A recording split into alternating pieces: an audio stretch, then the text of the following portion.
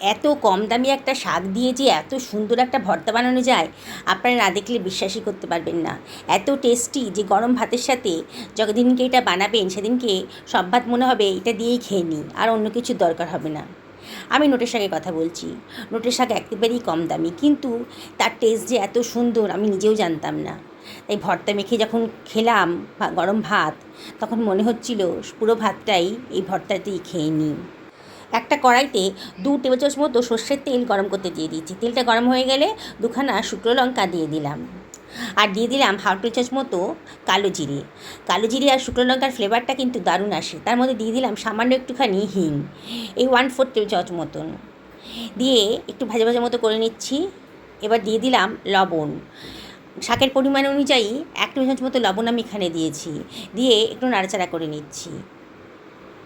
গ্যাসের ফ্লেমটা এখন লোতেই রেখেছি। যখন একটা সুঘ্রাণ গন্ধ বেরোতে আরম্ভ করবে লঙ্কা পোড়ার, তখন আমি এর ভেতর দিয়ে দিচ্ছি কেটে রাখা নোটে শাকগুলো। পিস পিস করে কেটে ভালো করে ধুয়ে রেখে দিয়েছিলাম, সেটা দিয়ে দিলাম। এই আমি 350 থেকে 400 মতন নোটে শাক আমি এখানে নিয়েছি। এবার আমি সব কিছু ভালো করে মিশিয়ে দিচ্ছি। গ্যাসের ফ্লেমটা এখন হাইতেই রেখেছি।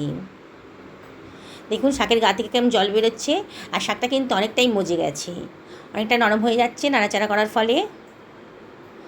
এবার একটুখানি নাড়াচাড়া করে আমি এটা ঢাকা দিয়ে দিচ্ছি। 6 থেকে 7 মিনিটের জন্য ঢাকা দিয়ে দিলাম। এবার আমি পাশের গ্যাসে একটা কড়াই গরম করে নিয়েছি, তার মধ্যে দিয়ে দিয়েছি 1 টেবিল চামচ মতো সর্ষের তেল, আর কতগুলো রসুনের কোয়া, আর দিয়ে দিলাম শুকনো লঙ্কা, বোটা সহই শুকনো লঙ্কা দিয়েছি, দিয়ে একটু ফ্রাই করে নিচ্ছি। অনবরত নাড়তে হবে। যখন রসুন আর লঙ্কার কালারটা চেঞ্জ হয়ে গেছে তখন বুঝবো যে ভাজাটা হয়ে গেছে। এবার আমি এর ভেতর দিয়ে দিচ্ছি 1 টেবিল চামচ মতো কালো জিরে। আমি এখানে অনেকটা কালো জিরের ইউজ করেছি। কালো জিরেটা দিলে পরে কিন্তু দারুণ সুন্দর একটা গন্ধ বেরোয়। রসুনটা খুন্তি দিয়ে একটু ভেঙে ভেঙে নিচ্ছি।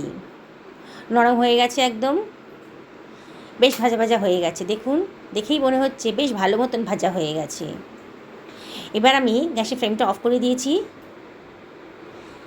দিয়ে এটাকে আমি একটা অন্য পাত্রের ভেতর ঢেলে রাখছি। এদিকে শাকটাও আমার কিন্তু হয়ে গেছে, একেবারে সমস্ত জল শুষে গেছে। এবার শাকটাকে আমি একটা পাত্রের ভেতর রেখে দিলাম, একটু ঠান্ডা করতে দেব। এখন প্রচণ্ড গরম আছে। ঠান্ডা হয়ে গেছে শাকটা। এবার আমি শুকনো লঙ্কা আর রসুনের কোয়াগুলোকে একটু চটকে নিচ্ছি। দেখুন বন্ধুরা, একটুখানি চটকে নিলাম। এর ভেতরে দিয়ে দিচ্ছি কুচি করে রাখা 1খানা কাঁচা পেঁয়াজ। কাঁচা পেঁয়াজটা দিলে পরে দারুণ সুন্দর একটা টেস্ট আসে। এবার দিয়ে দিলাম 1 টেবিল চামচ মতো সর্ষের তেল, দিয়ে আমি সব কিছু ভালো করে মেখে নিচ্ছি। দেখুন বন্ধুরা, এত কম দামি একটা শাক দিয়ে এমন সুন্দর যে একটা রেসিপি তৈরি হবে, যা দিয়ে মনে হবে যে এক থালা ভাতই এটা দিয়ে খেয়ে নিই। আপনারা ভাবতেও পারবেন না যে কী অসম্ভব টেস্টি হয়েছিল। ভালো লাগলে লাইক, শেয়ার, কমেন্ট করতে কিন্তু ভুলবেন না।